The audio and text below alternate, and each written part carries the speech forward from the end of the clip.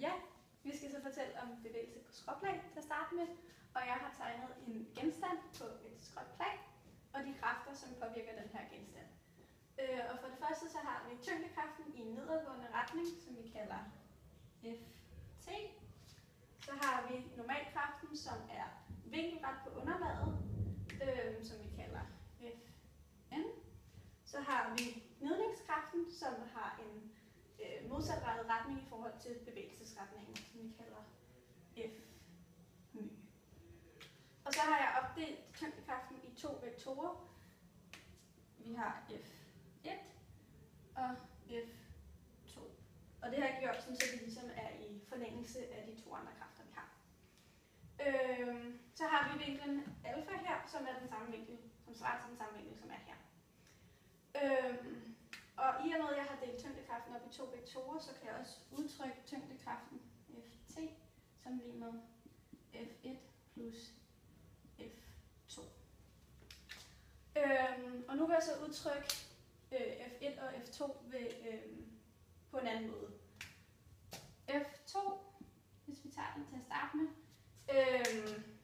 og vi kigger på den her retvinklede trekant, som de her tre vektorer, eller tre kræfter, F1, F2 og Ft udgør, så kan man udtrykke F2 som, det er den modstående, så det vil være sinus til alfa, altså den her vinkel, gange med hypotenusen, som er Ft. Og på samme måde, så kan vi udtrykke den højstliggende som F1 lige med kosinus til vinklen gange hypotenusen, som er tyngdekraften. Yes. Og F1 kan vi se er egentlig den samme kraft som Fn, bare i en modsatrettet retning. Yes. Og det her med bevægelse på skråplan, det sker, når at gnidningskraften er mindre end vores fremadrettede vores fremadrettede kraft, som skaber bevægelse. Så når F2 er større end gnidningskraften, så får vi altså en bevægelse. Yes. Vi skal så udtrykke Fmy på en anden måde. Og hvis vi igen kigger på den her trekant, så svarer Fmy til tangens. Så vi kan udtrykke det som Fmy er lige med tangens til alfa, altså den her vinkel, gange med F1, som også er det samme som normalkraften. En anden måde, man også kan udtrykke Fmy, altså gnidningskraften, det er ved at sige gnidningskoefficienten, my, gange med normalkraften. Og ud fra de her to udtryk, kan vi så konkludere, at tangens til vinklen må være det samme som vores gnidningskoefficient. Ja, vi kigger nu på en anden bevægelse med konstant acceleration, som er det skrå kast. Vi har her et objekt, som bevæger sig hen ad en bane, og vi kan så opdele den bevægelse i to dele. En bevægelse hen ad x-aksen afhængig af tid, og en bevægelse hen ad y-aksen afhængig af tid. Og de to bevægelser er uafhængige af hinanden. Hvis vi starter med at kigge på vores bevægelse hen ad x-aksen, så må den afhænge af så er accelerationen 0. Det vil sige, at den må afhænge af vores starthastighed, som vi kalder v0x, og så ganget med den tid, det tager med at bevæge sig. Hvis vi så kigger på vores bevægelse hen ad y-aksen, kan vi se, at der er en acceleration, som er mere tyngdeaccelerationen. Den nedrettet som minus g. Hvis vi så har et udtryk for bevægelsen hen ad y-aksen, kan vi så integrere minus g 2 gange, og så får vi altså, at y er lig minus en halv g gange t i anden plus en konstant gange t.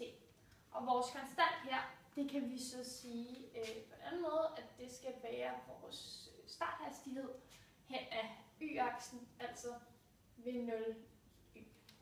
For at finde ud af, hvor vores v0 x og vores v0 y er, kigger vi på objektets starthastighed, og det gør vi ved at tegne en tangent på det punkt, hvor den starter, og den tangents handling kalder vi så v0. Vi kan se, at vores tangent er en vektor, så vi kan dele den op i to vektorer. En vektor hen af y-aksen og en vektor hen af x-aksen. Og vektorer hen af x-aksen kalder vi så v0x. Og vi kan så se, at vores v0x den må være v0 gange cosinus til alfa, fordi at vores vektorer er den højstliggende i vores trekant. Vi kan starte med det andet her. Så det er 0 gange cosinus til vores vinkel alfa. Så den vektor hen af y-aksen, det kalder vi så v0 y. Og den må så ligeledes være afhængig af v0. Så det er v0, men i stedet for at være gange cosinus til alfa, er det så gange sinus til alfa, fordi det er den modstående katil. Så det er gange sinus til alfa. Jeg vil gerne vise en samlet funktion for genstandens position i et skråt kast, hvor et y er en funktion af x, og vi kender funktionen eller formlen for x, og vi kender formlen på y. Så ved at isolere t og sætte det ind på y's plads, jamen så kan vi så finde den her formel. Så vi isolerer t, og det er bare med, som man kan se, x over v0 x, og det sætter så t ind på t's plads i funktionen på y. Så lad os starte med at gøre det. Så det kommer til at hedde y er lige med minus en halv g gange t og på det andet. Og vi sætter så det her udtryk ind i stedet for t. Så det kommer til at stå x over v0 x og på det andet plus v0 y gange t, hvor vi så igen sætter udtrykket ind for t v0 x. Og det vil vi så gerne reducere yderligere, så vi ser bare igen. Y er lige med minus en halv g gange x over v0 x i anden, og vi kender reglerne for brøker, og dem så ved vi, at brøk og det anden, jamen der kan vi sætte i anden ned over hver variabel. Så det hedder x i anden over v0